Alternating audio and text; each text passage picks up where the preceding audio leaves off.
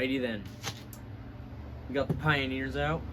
We got the P-74, P-51 with a Husqvarna 372 top end. Now, I gotta rebuild the top end. When I was grinding it to fit, I went way too far on one of the sides, so it doesn't really seal that well on the lower transfers. When I take it apart, I'll show you better. And this saw needs a better carburetor.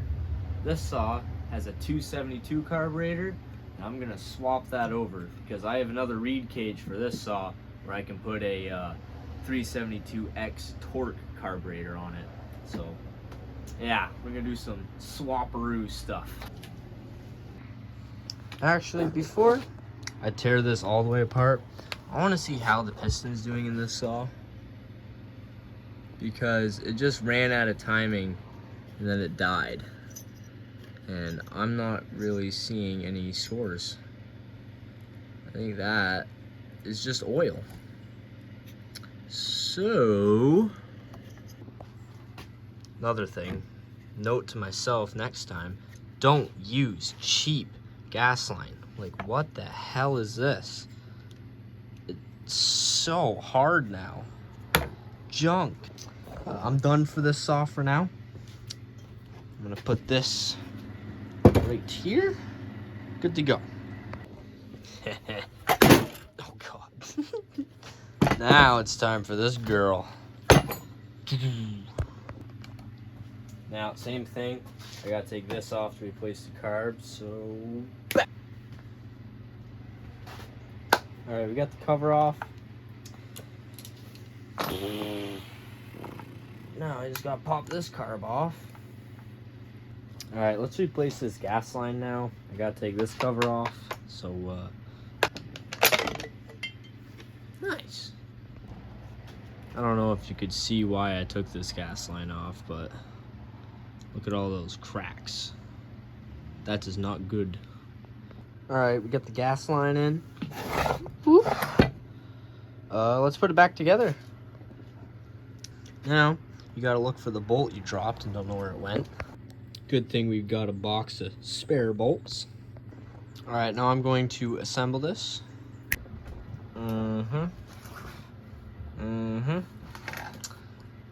Should we put some gas in it and see how it runs? I think so. Okay. Let's see what happens.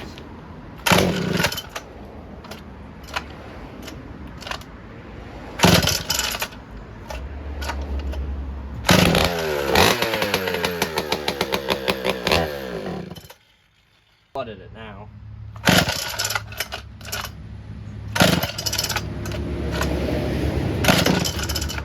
There we go.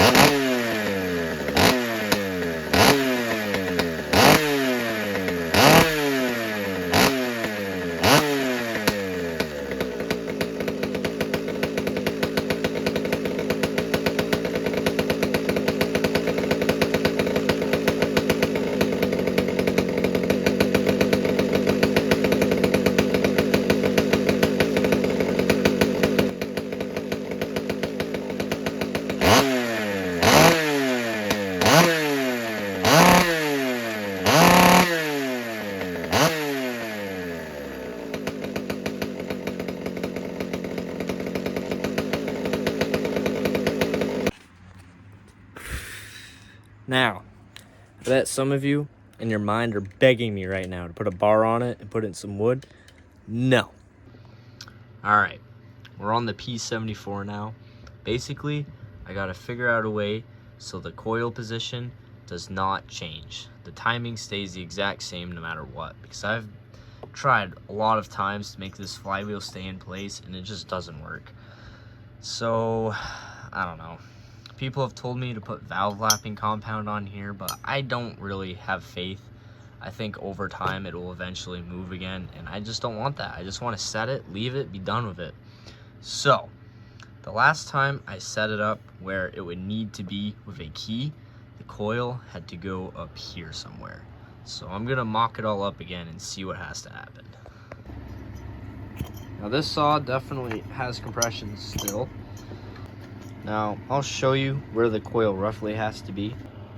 There-ish. Okay, as you can see, I need to put the coil there.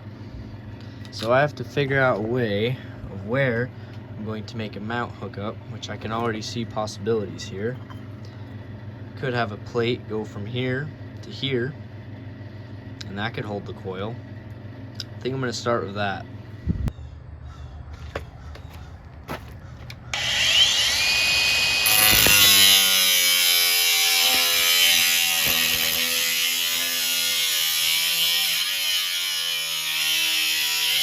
Got some more marks I got to cut out. Well, I went after it. I am now welding the second plate on. I figured that the bolt hole back there was just way too tight. It wouldn't have worked. It was way too close to that side there. Whoa, everything's tilting. Okay. But I thought that the reed bolts would be strong enough, especially if I used two. So I made that plate, and I'm going to weld it onto this one.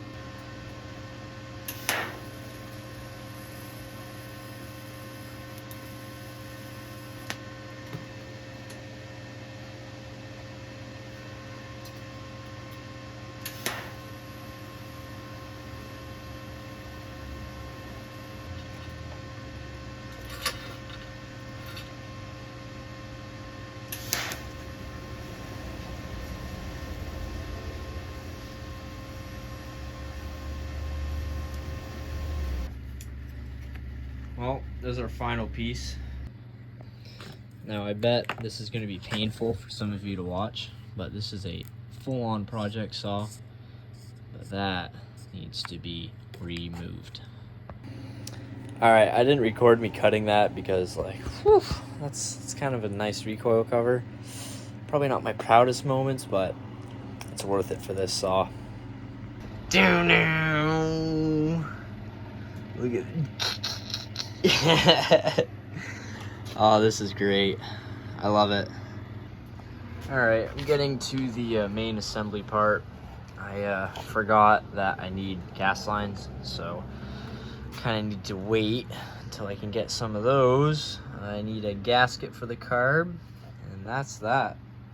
I am remaking this part because it bothered me in my sleep. So basically, when I have the coil exactly where it needs to be for clearance, it bends down. As you can see, it's not that strong. So I'm going to up gauge it. I got some, I believe this is either 16 or 14 gauge. This is 20. So I'm gonna up gauge it, make that piece. It should get rid of that little wobble, and then it'll be exactly where it needs to be, which will be awesome. All right, we got our new mount made. As you can see, great penetration and a thicker metal to hold it. So let's put it on and see how it is. Able to get the proper distance from the coil, and it is a lot stronger. So that's a win. Now I was like, oh man, I'm gonna have to wait to get gas line, and then I realized I have this Pioneer. I don't have a coil for this, and I don't want to do something like that to make a coil work, so it's just hanging out until I eventually get a OEM coil, or I get ballsy and try and make a coil work on it. But I'm gonna steal the gas line out of it, so yeah. And I'm probably gonna take the pipe too. Holy shit, boys, she is done. I just need to put an exhaust on it and it's ready to see if it works. I don't know what to expect. Now the next thing I want to do is make the pipe a little longer. It seems to be more in it for torque, so I'm thinking I'm just gonna add a little bit more, and that should hopefully help her out. We'll see. Well, I didn't have any pipe that small, so fuck it. I want to hear this thing rumble again. I really hope it runs. It might not, but I'm gonna put some gas in it and give her a couple pulls. Oh, this is awesome. I haven't started this saw in a long time. Whew. Getting a little nervous. Oh, hell yeah.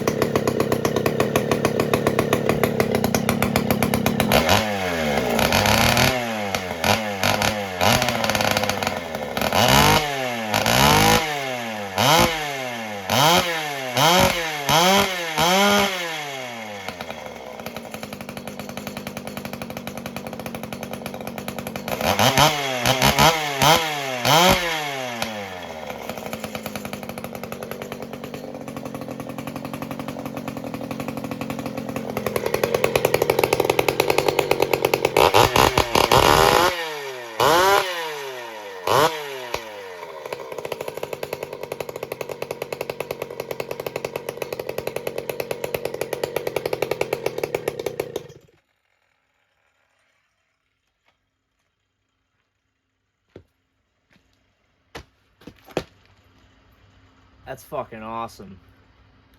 I'm so glad it runs. And it has a key in it.